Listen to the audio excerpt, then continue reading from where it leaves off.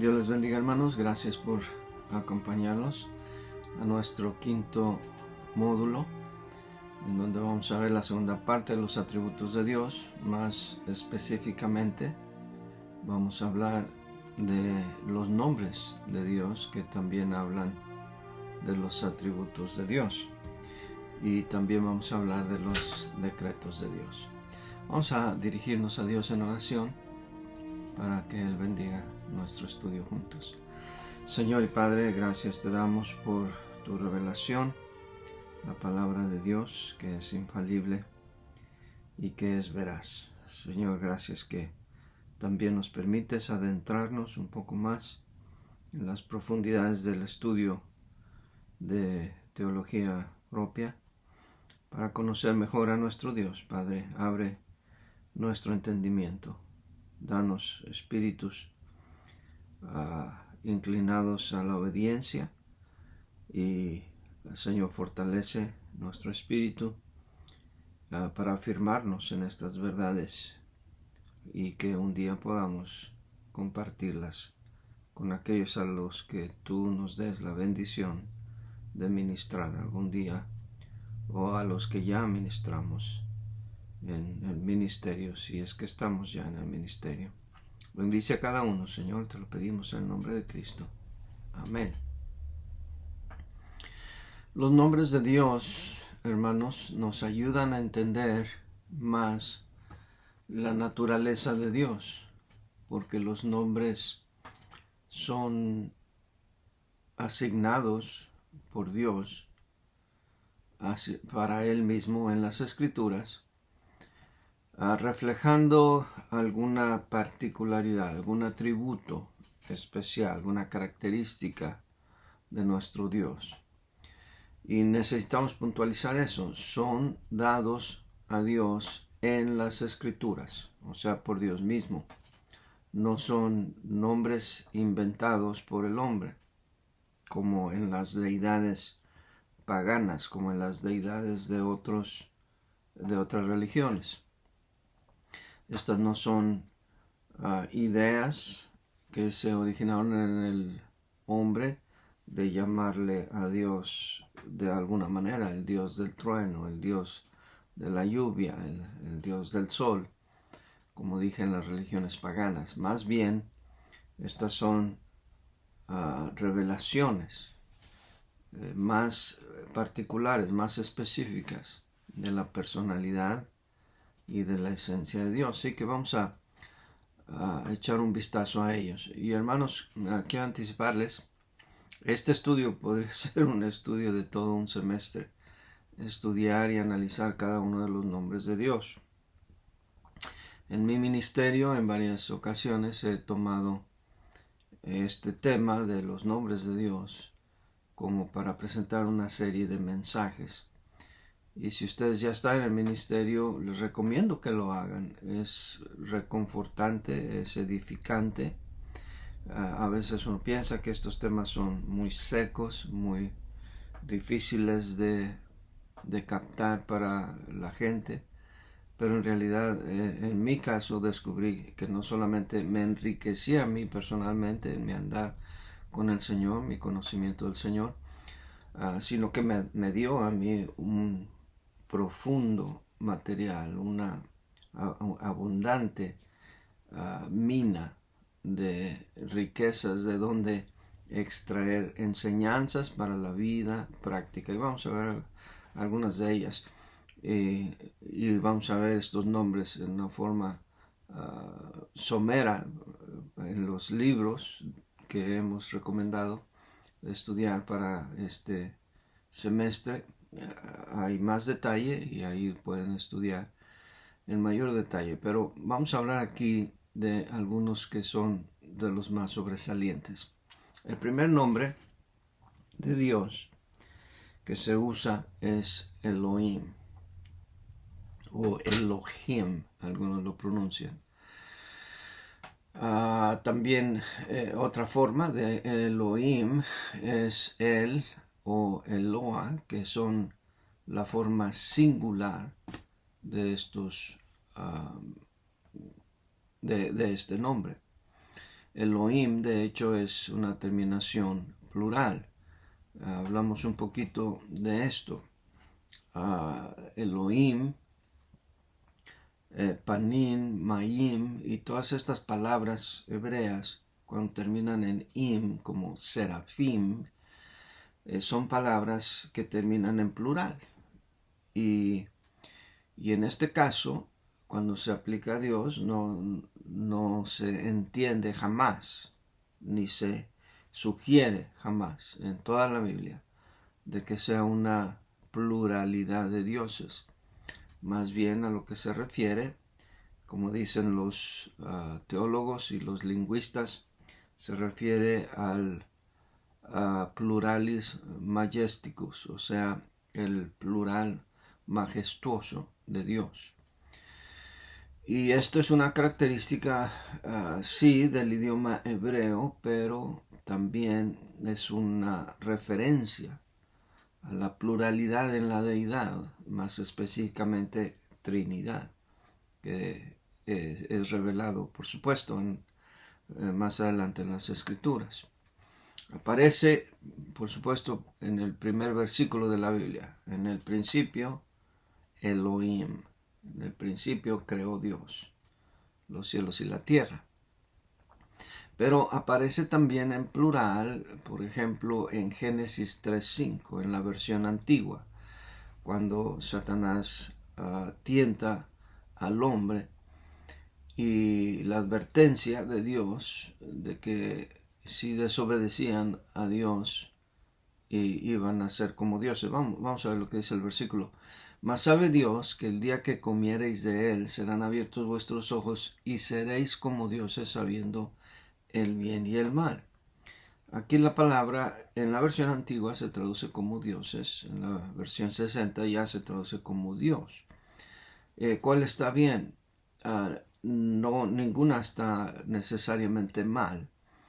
Y como otros versículos que vamos a ver, no es cuestión de qué dice el original, sino más bien es cuestión de cómo lo interpreta, cómo lo captó o asimiló el escritor sagrado o los oyentes que recibieron esa revelación en su tiempo. De hecho, esta misma palabra se usa en Salmo 82, versículos 6 y 7, cuando dice ahí la palabra de Dios: yo dije, vosotros sois dioses, y todos vosotros hijos del Altísimo, pero como hombres moriréis, y como cualquiera de los príncipes caeréis. A este pasaje hizo referencia el Señor Jesucristo cuando lo acusaron de hacerse como Dios. Y él usó este pasaje, que es un pasaje en el que sarcásticamente Dios se refiere a los hombres que se consideran a sí mismos como dioses. Y dice Dios sarcásticamente: ok, está bien, ustedes son muy dioses, pero van a morir como hombres. Y el argumento del Señor Jesucristo es que, bueno, si la Escritura llama a hombres dioses, aún en el extremo caso de que yo no tuviera nada que ver con Dios, ¿por qué se enojan conmigo? Y por supuesto, Jesucristo, nuestro Señor, es el Hijo de Dios, es Dios encarnado.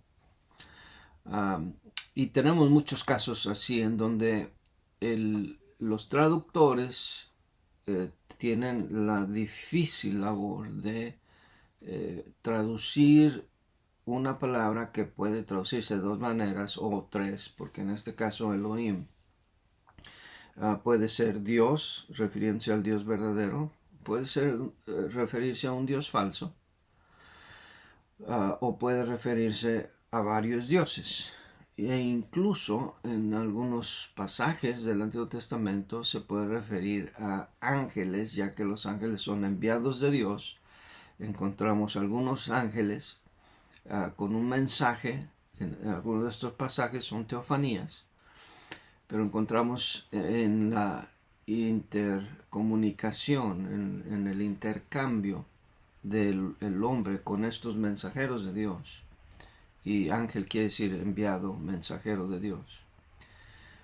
encontramos cómo estos hombres, estas personas, se refirieron y se dirigían a estos ángeles como a Dios. Por lo tanto, aún en esos casos, la palabra Elohim en algunos casos se ha traducido como ángeles. Y vamos a ver un pasaje de eso. Pero el primero que quiero que veamos es Daniel 3:5. El famoso pasaje en donde Daniel y sus amigos fueron echados al horno de fuego. Y cuando vieron, se paseaba adentro un cuarto hombre. Y dice así la palabra de Dios. Vamos al versículo. Daniel 3:25. Y él dijo, he aquí veo yo 4 varones sueltos que se pasean en medio del fuego sin sufrir ningún daño. Y el aspecto del cuarto es semejante a hijo de los dioses. En la Biblia en inglés, aquí se traduce el cuarto es semejante a hijo de Dios, a hijo con mayúscula, en inglés por supuesto son con mayúscula, de Dios, of God, the Son of God. Pero aquí en español se traduce hijo con minúscula de los dioses, dioses en plural y con minúscula. Y aunque aquí este pasaje está escrito en arameo, el arameo es un idioma pariente del hebreo y tiene mucho parecido en todos los aspectos, gramática, vocabulario, etc. La ortografía puede cambiar un poco algunas palabras y esta es una de ellas, pero es exactamente la misma estructura de Elohim. Este versículo es utilizado por aquellos que creen que la Biblia en inglés, King James, es la única Biblia correcta. Y por eso al ver este versículo atacan a la Biblia Reina Valera como una Biblia corrompida. Y acusan a la Reina Valera en este pasaje de atacar la divinidad del Señor Jesucristo. Porque aquí dicen ellos es una clara identificación, referencia al Señor Jesucristo, al Hijo de Dios, pero la Reina Valera escoge aquí traducir Hijo de los Dioses. Sin quererme meter mucho en problemas de traducción, lo que quiero señalar aquí es, primero, en el idioma hebreo o arameo en este caso, no existen minúsculas ni mayúsculas. Todas las letras son iguales en el idioma hebreo o arameo. Por lo tanto, no hay nada en el idioma original que nos diga si hijo y Dios o dioses debe ir con mayúscula o minúscula. Eso es evidentemente un factor determinado por el traductor o el grupo de traductores. Y en la traducción, todos ustedes que saben algo de inglés o saben muy bien inglés o cualquier otro idioma, saben que en la traducción hay interpretación. De modo que aquí la interpretación puede ser hijo de Dios o puede ser hijo de los dioses.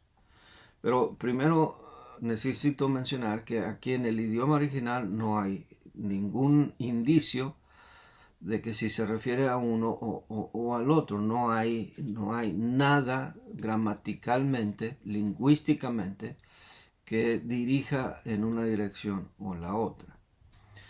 Ahora, claro, en el contexto, cualquiera puede ver que si hay 3 hombres mortales que fueron echados al horno de fuego, y hay un cuarto más que se pasea y su apariencia no es humana, ¿quién más puede ser? Nosotros que creemos en el único Dios verdadero, ¿quién más puede ser que a quien se le aplique correctamente el título de Hijo de Dios o Hijo de los dioses? Por supuesto, al Señor Jesucristo. Sin embargo, hay otras cosas que considerar al traducir. y son las siguientes. Número 1.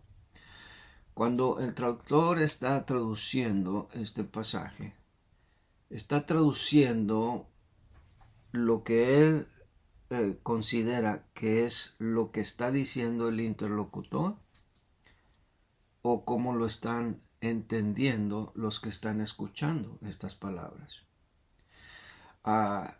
En segundo lugar, estará aquí pensando el que está hablando, se está dirigiendo a personas que cree él que entienden la teología hebrea, que conocen que solamente hay un Dios, o está utilizando quizás un lenguaje que puedan entender estas personas paganas, en este caso el rey, que era una persona pagana, no conocía a Dios, pero de alguna manera podía identificar que este cuarto ser no era como los hombres.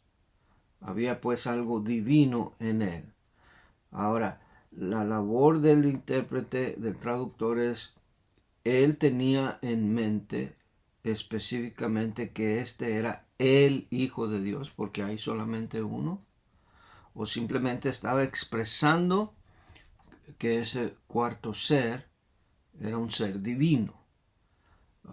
Y quizás en la mente de este hombre pagano no tenía nada con qué compararlo excepto lo que él conocía en cuanto a lo divino contrastado con lo humano. Pero en fin, sea como sea, este es uno de esos pasajes en donde claramente yendo al idioma original no resolvemos el problema. Y digo esto, hermanos, porque muchas veces en muchas controversias y diferencias doctrinales, etc., muchos quieren hacer referencia al idioma original, pensando que el idioma original nos va a resolver la duda. Y no necesariamente es así. Hay mucha interpretación de promedio, como vamos a ver en el siguiente ejemplo. En el siguiente ejemplo quiero que veamos primero Hebreos 2.7. En Hebreos 2.7, haciendo referencia al hombre, en Hebreos 2.7 dice, le hiciste un poco menor que los ángeles. Y la palabra griega detrás de este versículo es ángelos, que claramente se refiere a ángeles. Le coronaste de gloria y de honra y le pusiste sobre las obras de tus manos. Este pasaje es una cita del Salmo 8.5 en el Antiguo Testamento, en donde dice, le has hecho menor que los ángeles. Pero allí, detrás de la palabra ángel, ángeles, en Salmo 8.5, es la palabra Elohim. Y termina el versículo diciendo, y lo coronaste de gloria y de honra. Entonces, hermanos, de aquí hay una interpretación y ha sido una enseñanza por generaciones, aún entre nuestros círculos evangélicos, bautistas, de que el hombre está hecho poco menor a los ángeles. Pero yo no creo que eso es lo que enseña la Biblia. La gente, de hecho, últimamente, aunque ya ha decaído mucho la adoración a los ángeles, pero allá como a fines de los 90, principios del año 2000, por allá, hubo una euforia acerca de los ángeles. Había gente que adornaba su casa de ángeles por todos lados, y oraciones a los ángeles y adoración a los ángeles. Eso se convirtió en una práctica blasfema y pagana realmente. Y aún, como digo, en los círculos cristianos está la creencia de que los ángeles son superiores al hombre, porque al verlos con alas pensamos que tienen más poderes, aunque no son todopoderosos, son considerados como si tuvieran más poder que el hombre, etc. Pero nada hay de eso en la Biblia. El ser humano fue la culminación de la obra de Dios por encima de toda otra criatura, incluyendo a los seres angelicales. Porque aunque Satanás fue creado perfecto, el hombre también fue creado perfecto. Entonces la pregunta es cómo llegó ángeles a la Biblia. Bueno, como dije, algunos han traducido o han entendido la palabra Elohim como ángeles, y al Nuevo Testamento nos llegó a través de la Septuaginta, porque como ustedes saben, la Septuaginta es la versión griega del Antiguo Testamento. Y en la traducción de la Septuaginta hubo mucha interpretación. La mayoría muy acertada, por cierto, pero en otras no tanto. Y no estoy queriendo sugerir aquí que hubo herejía introducida en la Septuaginta a propósito, nada por el estilo. Solamente necesitamos entender la mecánica de la traducción. Otra palabra que vamos a ver, que es la siguiente, Jehová, se cambió por Adonai, pero de esto vamos a hablar un poquito más adelante. Pero ángeles fue una interpretación en la Septuaginta. Entonces, al pasarlo al Nuevo Testamento, en vez de leer lo has hecho poco menor a Dios, se tradujo conforme estaba interpretado, no traducido, interpretado en la Septuaginta como ángeles, y así nos llegó esta enseñanza, la cual nosotros necesitamos corregir al enseñar sobre angelología a los hermanos a los que ministramos. Bien, hay mucho más que decir de eso, pero tenemos que avanzar.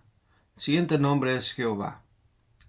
Ya hemos hablado de la raíz de esta palabra y no quiero repetir lo mismo que ya dijimos antes, pero sí quiero que vayamos a otros versículos sobre este. El Salmo 68:4 dice, por ejemplo, cantad a Dios, cantad salmos a su nombre, exaltad al que cabalga sobre los cielos, Ja es su nombre, alegraos delante de él. Jehová es la primera persona, gramaticalmente, del verbo ser, yo soy. Yahová quiere decir yo soy. Y este es el nombre con el que Dios se identifica. Pero también a veces solamente se menciona la sílaba Ja, como en este caso. Esta sílaba la encontramos en la palabra Jalel,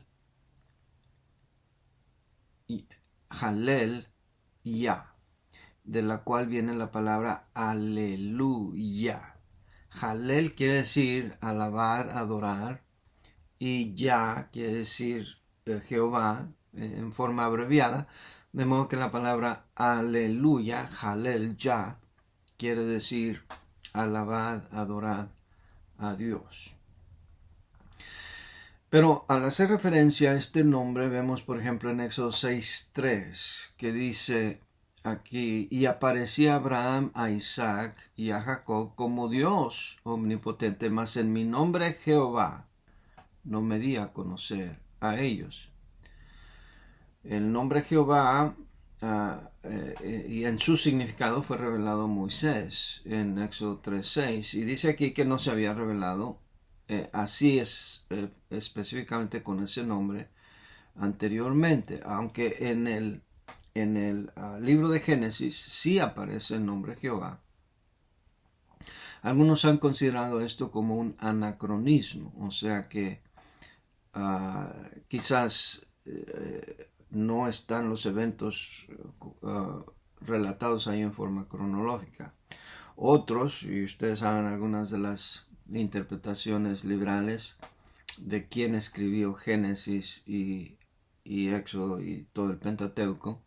Algunos creen en la teoría de Grafhausen, la teoría documentaria, que creen que específicamente el libro de Génesis está compuesto por 5 libros, uno que llaman jehovista, otro que llaman eloísta, otro que llaman el sacerdotal, etc. Y que de esos diferentes documentos alguien, no necesariamente Moisés, compiló y redujo y resumió todo lo que estos documentos decían, y por eso en algunas partes aparece predominantemente Elohim, en otras predominantemente Jehová, etcétera, etcétera. Esta teoría, si no la han estudiado, la van a estudiar en Panorama del Antiguo Testamento, pero es una teoría liberal, no es bíblica. No debemos pensar que, aunque aquí dice que no se manifestó con ese nombre, que se refiere a que nunca se mencionó ese nombre, porque este nombre es conocer a Jehová por su nombre significa más que simplemente saber su nombre. Mire, por ejemplo, Isaías 52:6. Por tanto, mi pueblo sabrá mi nombre por esta causa en aquel día, porque yo mismo que hablo, he aquí estaré presente. Ahora, wow, ya estamos aquí ahora en Isaías. Y dice, mi pueblo sabrá mi nombre, que no lo sabían ya. Bueno, aquí es una clara referencia a que sabían el nombre, pero no habían captado, entendido en una relación íntima lo que significa el nombre de Dios. Otro pasaje que arroja luz sobre esto es Génesis 32:29. Dice, entonces Jacob le preguntó y dijo, declárame ahora tu nombre. Y el varón respondió, ¿por qué me preguntas por mi nombre? Y lo bendijo allí. Aparentemente aquí suena como que el ángel que luchó con Jacob se está rehusando dar a conocer su nombre, que en realidad esta es una teofanía y es Dios. Pero lo que, en mi opinión personal, mi interpretación personal, está sucediendo aquí es que Jacob todavía está creciendo en su conocimiento de Dios, creciendo en su apreciación de quién es Dios. Y el Jacob maduro lo vemos hasta Génesis 50, donde da la profecía y su bendición para cada uno de sus hijos. Hasta allá podemos ver un Jacob maduro, que ya había luchado con el ángel y había pasado por las pruebas que pasó. Y ahora podríamos decir que ahora conocía a Dios. O para utilizar esta fraseología, ahora conocía el nombre de Dios. Entonces, al hablar de conocer el nombre de Dios o de dar a conocer el nombre de Dios, quiere decir dar a conocer a Dios y conocerlo íntima y personalmente. Otro pasaje parecido está en Jueces 13:18. Y el ángel de Jehová respondió, ¿por qué me preguntas por mi nombre que es admirable? Y una vez más pareciera como que hay una renuencia a revelar su nombre. No, más bien es que está queriendo, a mi juicio, hacer recapacitar al que lo está escuchando de que si se da cuenta lo que está pidiendo y si está listo para recibir ese tipo de revelación. De Levítico 24:16. Y el que blasfemare el nombre de Jehová ha de ser muerto. Toda la congregación lo apedreará, así el extranjero como el natural. Si blasfemare el nombre, que muera. Entonces esta es una referencia a este nombre y el nombre es Jehová, pero que significa más que simplemente el nombre, se refiere a la persona, la esencia, la divinidad. Bien, vamos ahora a otros títulos que se mencionan otro título que se menciona en el Antiguo Testamento es el título de Señor, que en el hebreo es Adón o Adonai. Y este título quiere decir Señor, amo o superintendente. Con este título se menciona, por ejemplo, porque Sara se menciona en 1 Pedro 3:6, que Sara obedecía a Abraham llamándole Señor, de lo cual vosotras habéis venido a ser hijas, si hacéis el bien sin tener ninguna amenaza. Y el nombre Adonai o Adón es más profundo realmente de lo que nosotros en español lo usamos, o por lo menos como ahora en este siglo XXI lo entendemos. Quizás en las épocas medievales el término Señor se entendería más de acuerdo al sentido bíblico, porque cuando llamamos a Dios Señor y cuando Sara llamó Señor a Abraham, está reconociendo a alguien que tiene poder y autoridad sobre su vida. Algo que nosotros vemos que este cristianismo moderno toma muy a la ligera. Llamamos a Dios Señor, pero realmente no le reconocemos ni en teoría ni en práctica esa autoridad, ese dominio, ese control que debería de haber.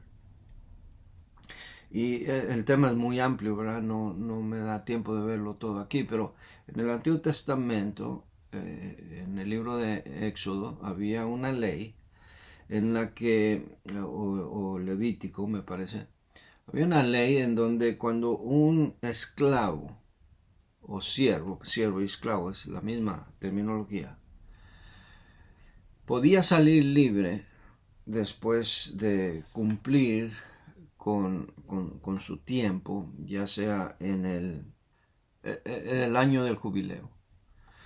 Cuando podía salir un siervo y no quería salir porque amaba a su amo y quería seguirle sirviendo, se llevaba al siervo a que se le perforara la oreja con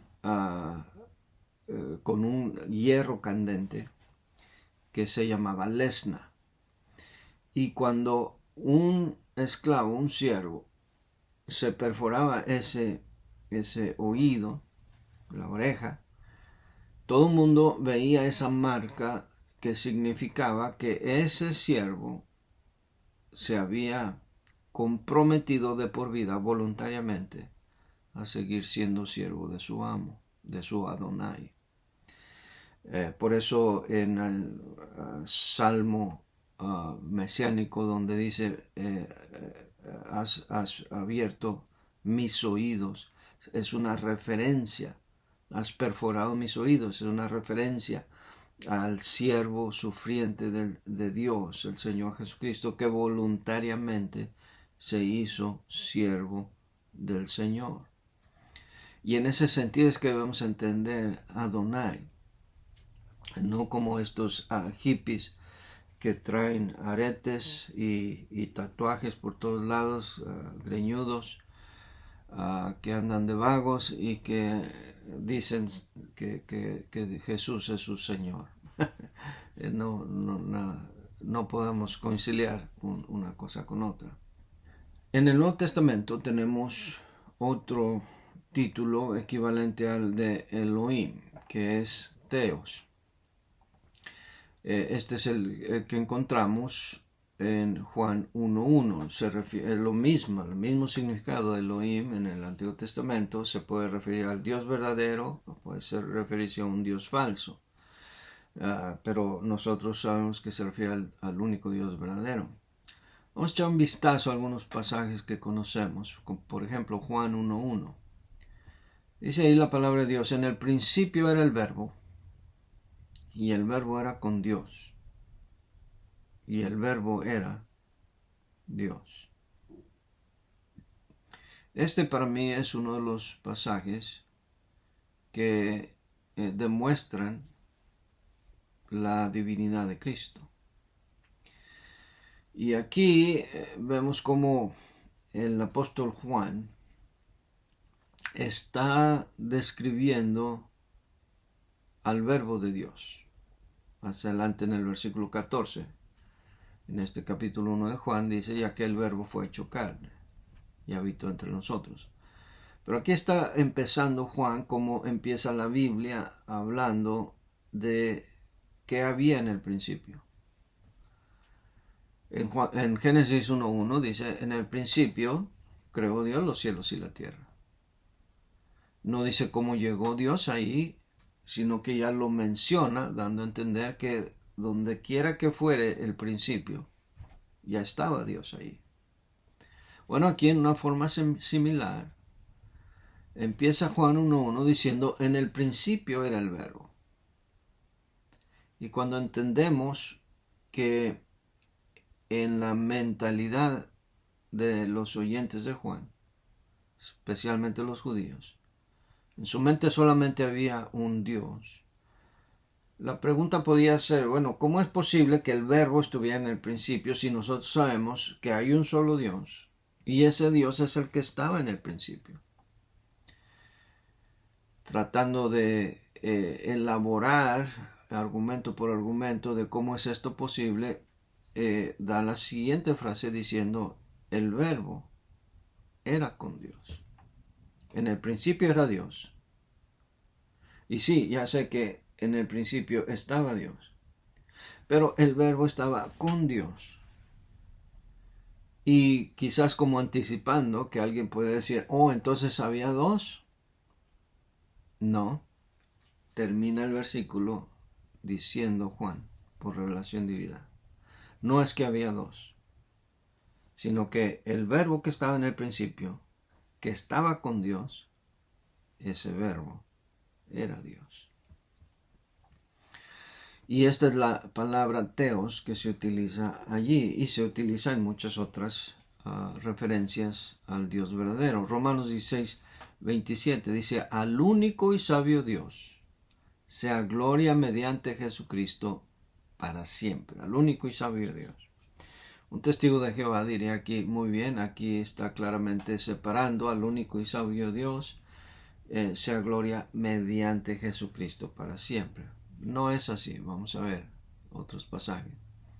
1 Timoteo 2:5, versículo que usaban mucho en la evangelización para enfatizar que no hay otro mediador entre Dios y los hombres. Dice: porque hay un solo Dios y un solo mediador entre Dios y los hombres, Jesucristo, hombre.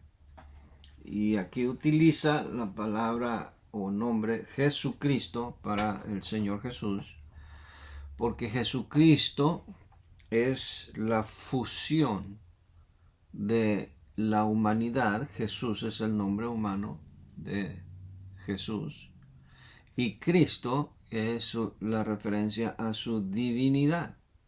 El Mesías, Cristo, y Mesías significan ungido y representan la divinidad.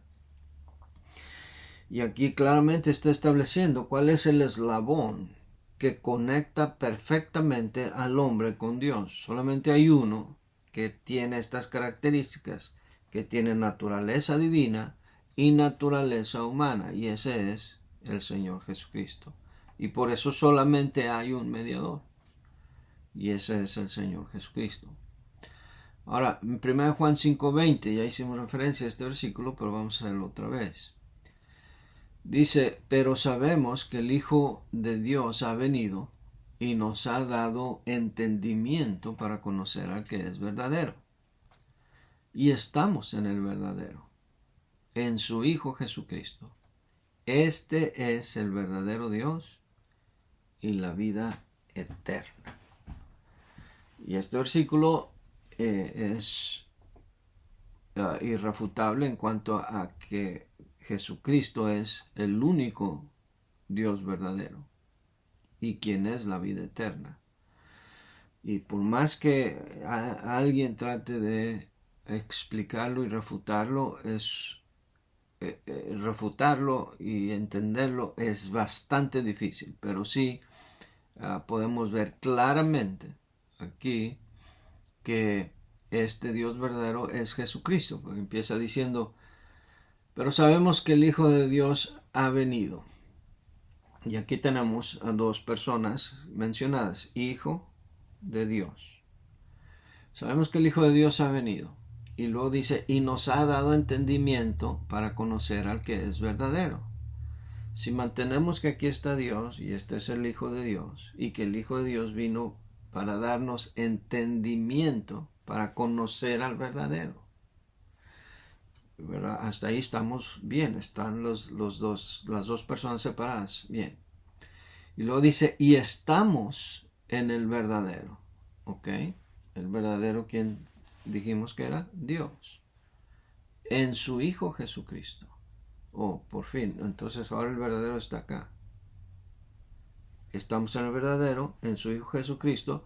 Y termina diciendo, este es el verdadero Dios y la vida eterna. Así que ahí está otro versículo que incontrovertidamente demuestra que Jesucristo es Dios. Y ya veremos más de este tema cuando tratemos la Trinidad. Bien, otro término en el Nuevo Testamento que significa lo mismo que su contraparte Adonai en el Antiguo Testamento es Kurios.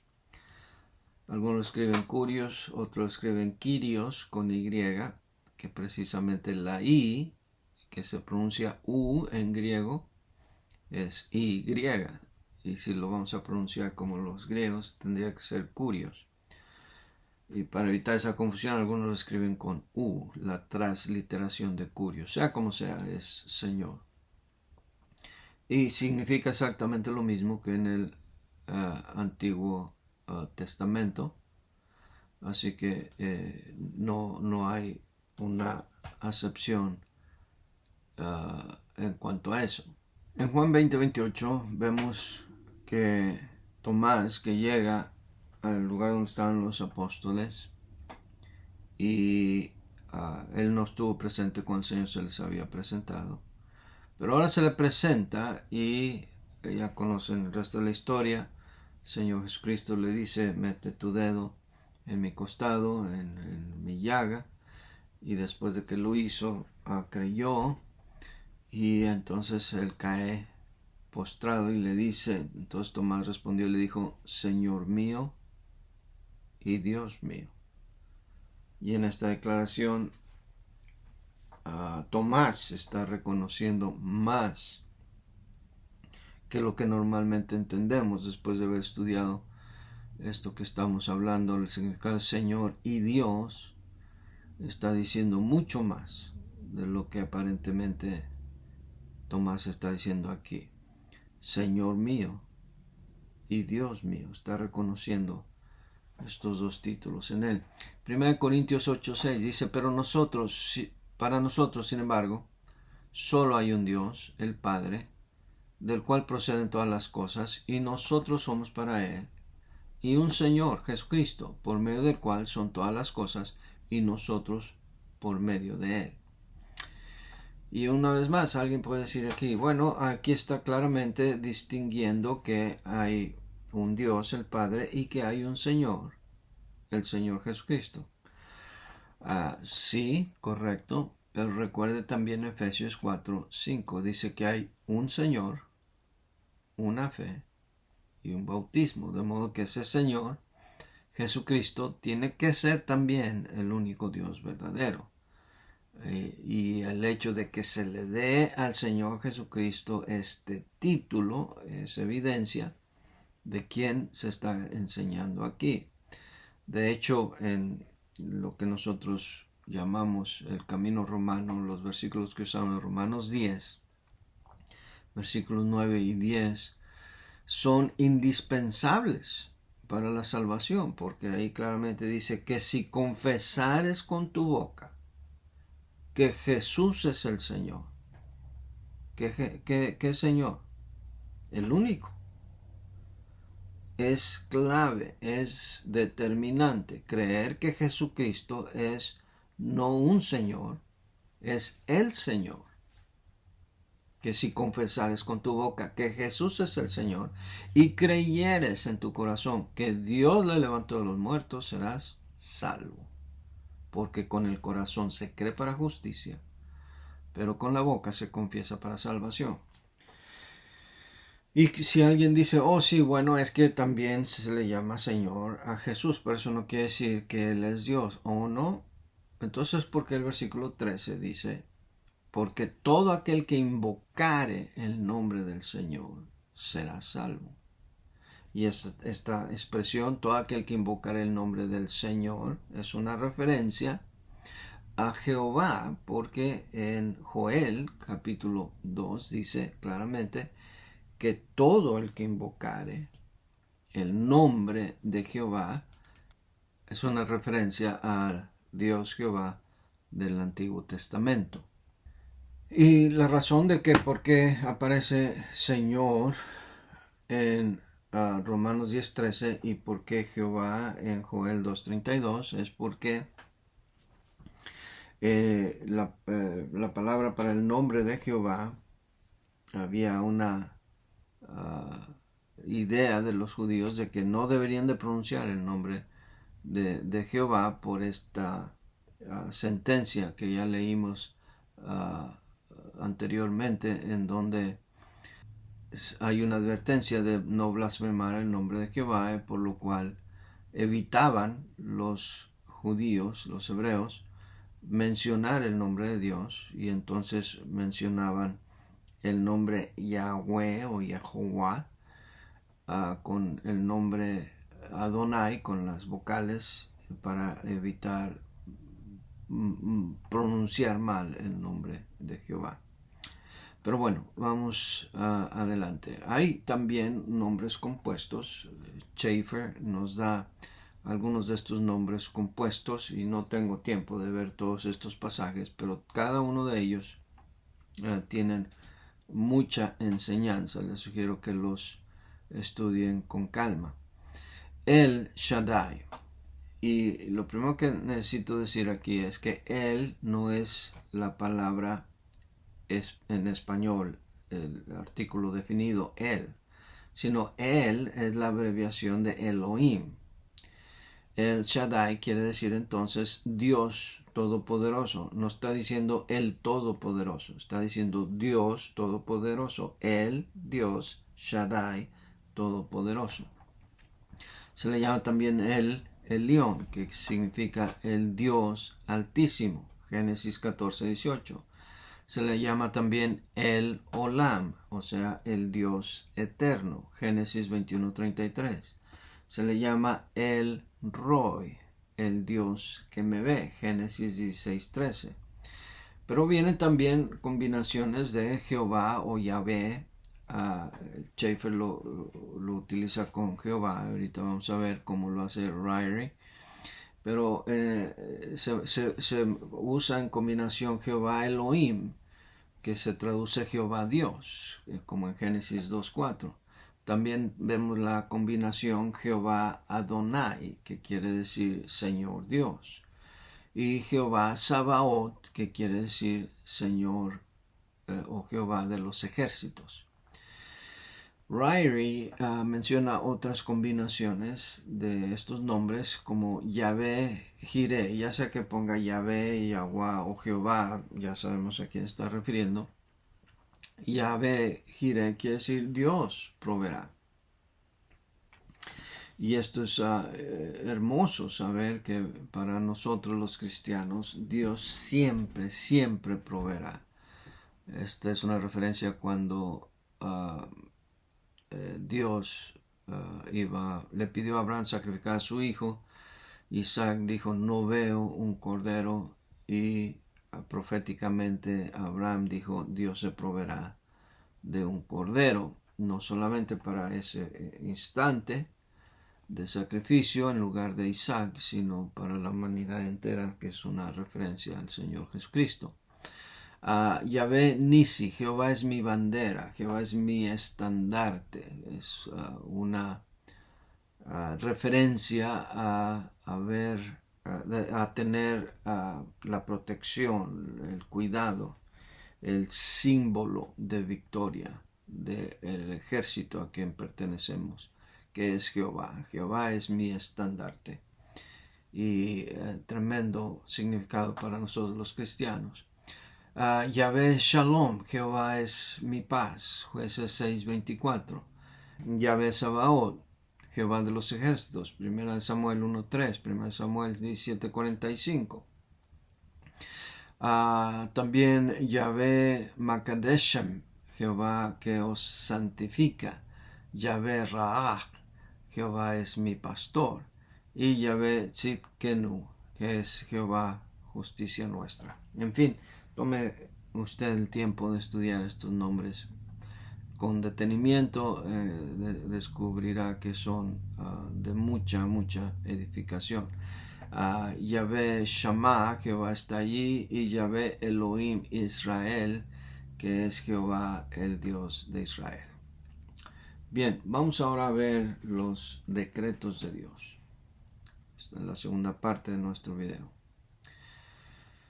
Primero, ¿qué son decretos? Y aquí voy a proponerles la definición de Henry Thiessen en su Lectures in Systematic Theology, lecciones, clases en teología sistemática. Y esta es la definición, y la he escogido, ahora mismo van a ver por qué, por los elementos que tiene.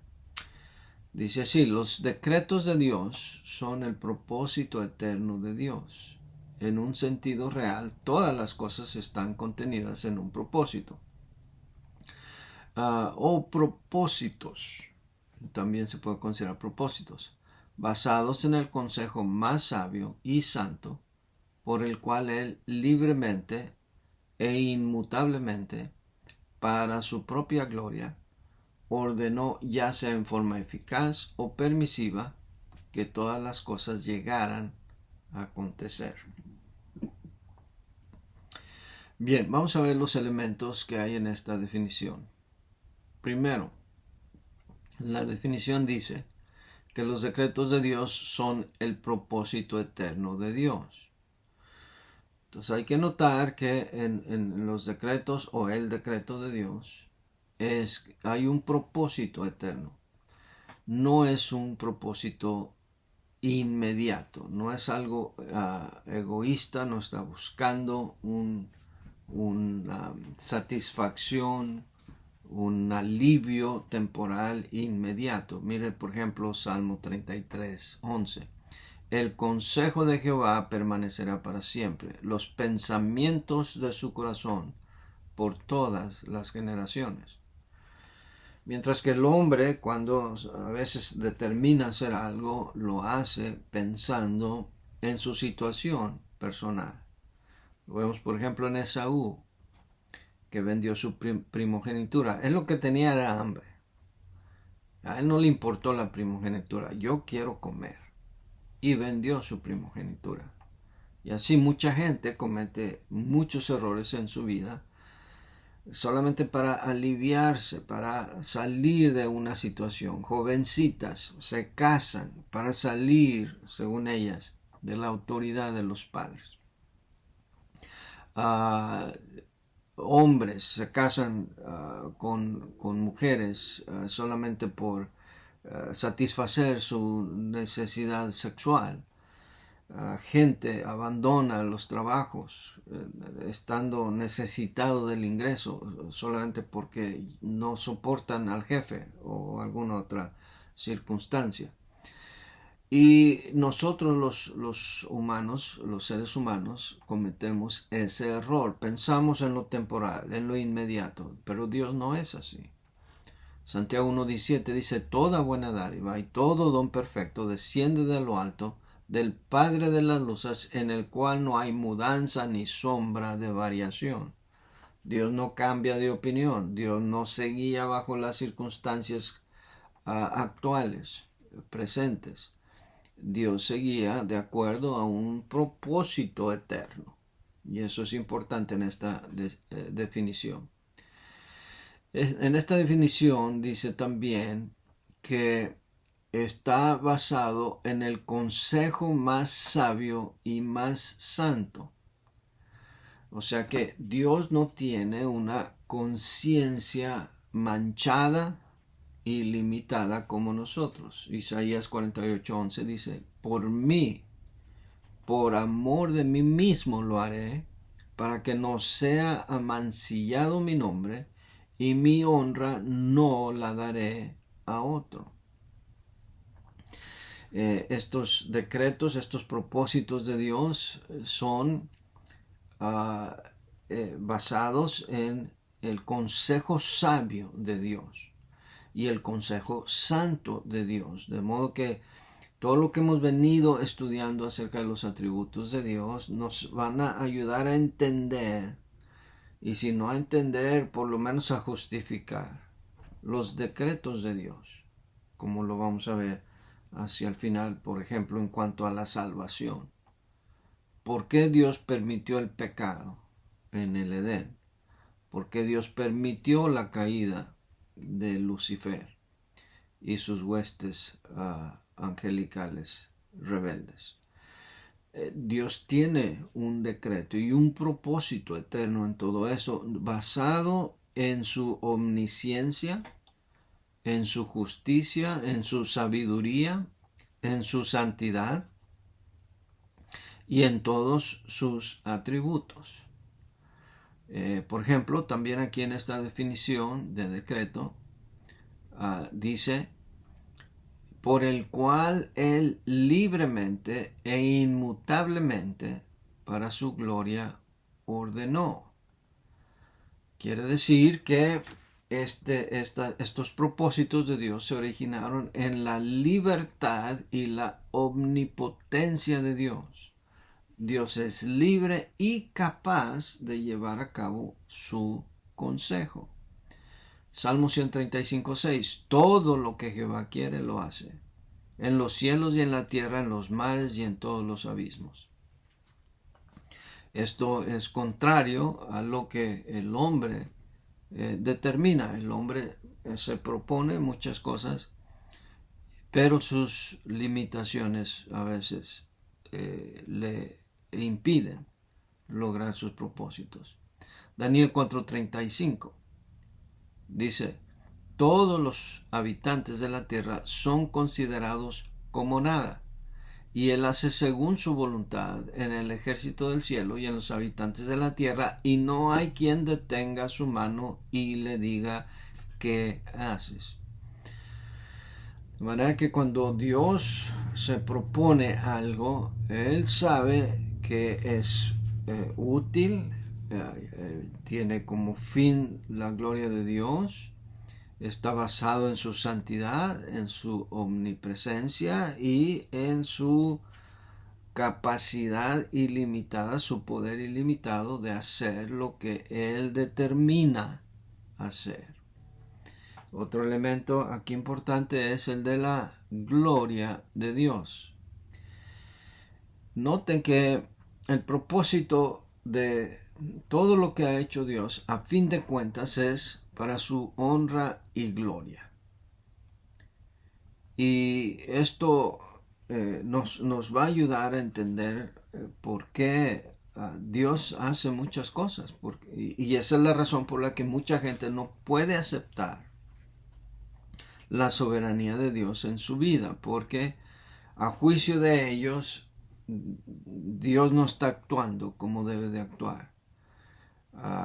Déjenme ver estos versículos y luego abundamos un poco de eso. Isaías 6:3 dice, y el uno al otro daba voces diciendo, Santo, Santo, Santo, Jehová de los ejércitos, toda la tierra está llena de su gloria. En Apocalipsis 5:12, en las alabanzas dice que decían a gran voz, el cordero que fue inmolado es digno de tomar el poder, las riquezas, la sabiduría, la fortaleza, la honra, la gloria y la alabanza. El hombre cree que Dios es una especie de el genio de la lámpara, que el hombre está, que el hombre es el Señor del universo y que Dios está al servicio de él. Y por eso la gente se rebela y blasfema contra Dios cuando, por ejemplo, nace un niño con defectos, o muere antes de nacer, o muere alguien en un accidente, o alguien contrae una enfermedad terminal y muere. Y ocurren tragedias en el mundo, terremotos, huracanes, ciclones y incendios forestales, tantas otras calamidades, tsunamis. Y la gente dice, ¿dónde estaba Dios cuando murió mi hijo? Cuando ocurrió tal desastre. Porque creen que Dios está allí como su siervo personal, su guardián de cabecera, que está allí listo a que tan solamente dé la orden, el amo y señor, que es el hombre, para que Dios complazca hasta los últimos de sus caprichos y necesidades, y no es así. Cuando la gente clama y grita, ¿dónde estás, Dios? Cuando están en gran necesidad, no se puede reflexionar que Dios está donde siempre ha estado, en su trono. Dios no se mueve, el que se mueve es el hombre. Y más bien la pregunta debe ser, ¿dónde estoy yo con respecto a Dios? ¿Y qué me quiere decir Dios a través de todo esto? Porque nada, absolutamente nada ocurre en el mundo sin que Dios esté en absoluto control. Ni una hoja de un árbol se mueve sin que sea la voluntad de Dios. De modo que cuando ocurren estas tragedias, la pregunta debe ser, ¿qué propósito tiene Dios detrás de esto? ¿Por qué Dios está permitiendo esto? Y cuando vemos las cosas desde esta perspectiva, podremos decir, como Job, como dice la Biblia que hizo Job, que no atribuyó a Dios despropósito alguno. Y como reprendió Job a su esposa, que le dijo, como suelen hablar las mujeres fatuas, has hablado. ¿Qué recibiremos de Dios? El bien, pero el mal no lo recibiremos. Entonces no debemos dudar de que Dios tiene un propósito más sublime detrás de todo lo que pasa. Lo entendamos o no, podemos descansar en su sabiduría, en su amor, en su justicia y en todos sus atributos que tiene. Otro elemento de esta definición es que dice que Dios permite, ya sea o tiene estos decretos y propósitos en forma eficaz o permisiva, que todas las cosas llegarán a acontecer. Ahora, aquí es en donde algunos teólogos se refieren a la voluntad permisiva o activa de Dios. Aquí la definición lo menciona eficaz o permisivo. Y es algo que nos ayuda a entender que para Dios todo es eficaz. Pero este es otro aspecto permisivo que nos ayuda a entender estos decretos de Dios. Por ejemplo, Romanos 8:28. Dice, y sabemos que a los que aman a Dios, todas las cosas les ayudan a bien. Esto es, a los que conforme a su propósito son llamados.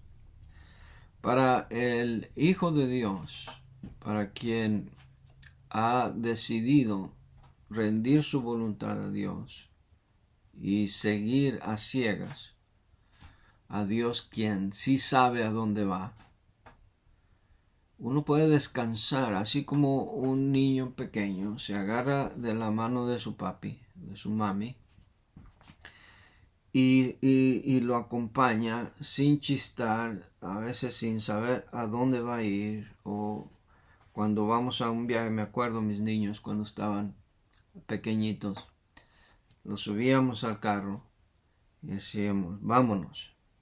Y ellos no sabían si el viaje era aquí a 5 minutos, 10 minutos a una tienda, o a media hora a un parque, o iba a ser un viaje de 18 horas a la casa de sus abuelitos. Ellos se montaban en el carro y contentos con el solo hecho de estar con papá y mamá. ¿Qué importaba lo que durara el viaje? Qué triste que esa no es la actitud ahora del cristiano, porque de todo nos quejamos, de todo nos rebelamos, de todo repelamos y no hay un corazón conforme. Recuerda, todas las cosas ayudan a bien a los que aman a Dios. Te echaron del trabajo, se frustró tu aumento, tu promoción, aún la enfermedad y la muerte. Perdiste la casa. Claro, muchas de estas cosas, si es el resultado de nuestro pecado, bien lo merecemos, pero en el caso donde no hay aparente razón por la que ocurren las calamidades, no debemos olvidar que hay un Dios que tiene un plan perfecto para la vida de todos nosotros. Parte de la definición es también que abarca toda la creación y abarca todos los tiempos. Abarca el presente, el pasado y todo, prácticamente todo. Mire como dice Isaías 46:10, que anuncio lo por venir desde el principio y desde la antigüedad lo que aún no era hecho, que digo, mi consejo permanecerá y haré todo lo que quiero. Si no hay nada, absolutamente nada que ocurra en el mundo que tome por sorpresa a Dios. Nada, absolutamente. Ni la revelación, ni la rebelión de Satanás, ni la caída del hombre. Nada absolutamente toma a Dios por sorpresa. Y parte de la definición es también que Dios, detrás de todo esto, Dios está buscando la felicidad del hombre. Mira estos versículos, por favor. Si bien, Hechos 14:17, si bien no se dejó a sí mismo sin testimonio, haciendo bien, dándonos lluvias del cielo y tiempos fructíferos, llenando de sustento y de alegría nuestros corazones. Y luego 1 Timoteo 6:17, a los ricos de este siglo manda que no sean altivos, ni pongan la esperanza en las riquezas, las cuales son inciertas, sino en el Dios vivo, que nos da todas las cosas en abundancia para que las disfrutemos. El propósito de Dios en sus decretos es la felicidad del hombre, aunque no lo entendamos. Así como el niño necesita sus vacunas y duele el pinchazo, al principio es para el bien de las criaturas.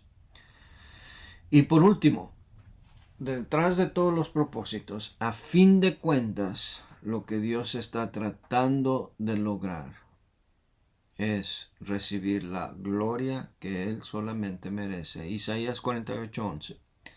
Por mí, por amor de mí mismo lo haré, para que no sea mancillado mi nombre, y mi honra no la daré a otro. Ya habíamos citado este versículo. Y el mejor ejemplo de esto lo vemos en la salvación del hombre. Y es necesario que lo entendamos. Déjame proponerle esta pregunta. ¿Por qué Dios quiere que el hombre sea salvo? Y aquí las diferentes ramas del cristianismo están divididas porque algunos creen que lo que Dios más quiere es la salvación del hombre. Y en esto se enfrascan y se abocan a muchas iglesias. Lo importante es ganar almas, ganar a las personas para Cristo. ¿Quiere Dios que el hombre sea salvo? Claro que sí.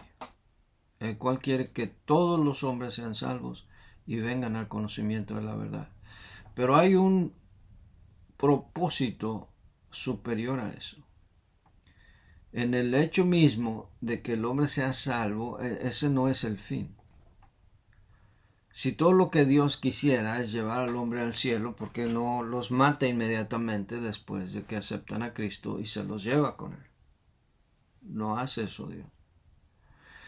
Al restaurar la imagen perdida del hombre por el pecado en él, por medio del Señor Jesucristo, por medio del nuevo nacimiento, por medio de la regeneración en el Espíritu Santo, Dios recibe gloria y el nombre de Dios es glorificado.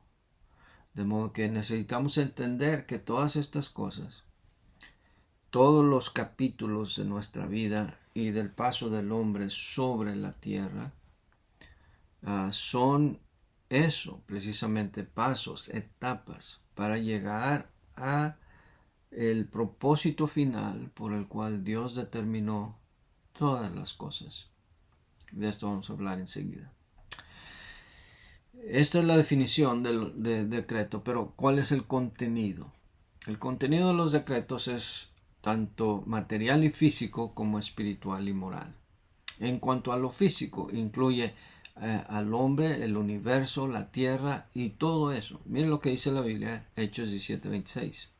Y de una sangre ha hecho todo el linaje de los hombres para que habiten sobre la faz de la tierra y les ha prefijado el orden de los tiempos y los límites de su habitación. Y hermanos, yo creo que no existen los extraterrestres. Yo no creo que haya vida en otros planetas. Es cierto que tenemos algunos terrícolas que parecen extraterrestres, pero no hay vida en otro planeta. Y la razón para mí es muy sencilla. Si vemos en la Biblia, que es la única revelación que tenemos de Dios, vemos que estos decretos de los que estamos hablando, cómo comienza el plan de Dios, empezando con la creación del universo y luego inmediatamente en el capítulo 1 de Génesis se enfoca en la tierra, esta tierra. Solamente hay vida en la tierra. ¿Por qué Dios se enfoca solamente en la tierra? ¿Por qué Dios se digna enviar a su único hijo a morir solo por los de la tierra? ¿Por qué al final de la Biblia, en el capítulo 21 de Apocalipsis, hace una nueva referencia a un nuevo cielo y nueva tierra? Porque los primeros cielos y la primera tierra pasaron. ¿Y por qué hace mención de la Nueva Jerusalén, la santa ciudad? ¿Y por qué habla de los que van a entrar a esa santa ciudad? ¿Por qué todo se encierra y se enfoca en este planeta? Si hubiera vida en otros planetas, ¿no valdrían algo para Dios? ¿No valdría la pena mencionarlos? Hermanos, para mí esta es una gran razón por la que no creo que haya vida en otros planetas. No hay extraterrestres, no hay platillos voladores. La gente que dice haberlos visto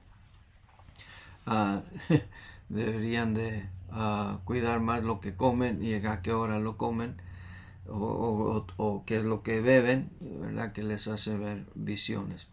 Pero también yo creo que hay manifestaciones sobrenaturales hechas por Satanás para hacer creer al hombre en otra cosa que no sea Dios, el creador de este cielo y esta tierra donde vivimos. Los decretos son también espirituales y morales. Dios hizo al hombre un ser perfecto, capaz de escoger entre el bien y el mal. Y no vamos a ir a todo el relato, eso lo vamos a estudiar en otro curso, la caída del hombre. Pero sí les menciona Eclesiastés 3:11. Dice, todo lo hizo hermoso en su tiempo. Y ha puesto eternidad en el corazón de ellos, sin que alcance el hombre a entender la obra que ha hecho Dios desde el principio hasta el fin. Dios hizo al hombre perfecto. El final del capítulo 1 de Génesis dice la Biblia que vio Dios todo lo que había hecho y era bueno en gran manera. No solamente bueno, era bueno en gran manera. El hombre fue hecho perfecto, moralmente hablando, con las mismos atributos de Dios en una escala inferior, pero falló en sus propósitos. Vamos a hablar de eso en un momentito más. ¿Cuál es el problema de los decretos? Bueno, precisamente con esto cerramos. Algunos de los problemas o cuestionamientos de los teólogos y del ser humano en general ¿es Dios la causa del pecado? Si Dios tiene decretado su plan perfectamente, y si Dios sabía que iba a pecar el hombre, iba a caer en el pecado, primero, ¿para qué pone ahí la tentación? Segundo, ¿para qué crea al hombre? A fin de cuentas, mejor que ni lo hubiera creado. Y de esa manera no habría ni siquiera que tener que enviar a su Hijo Jesucristo a morir por nosotros, etcétera, etcétera, etcétera.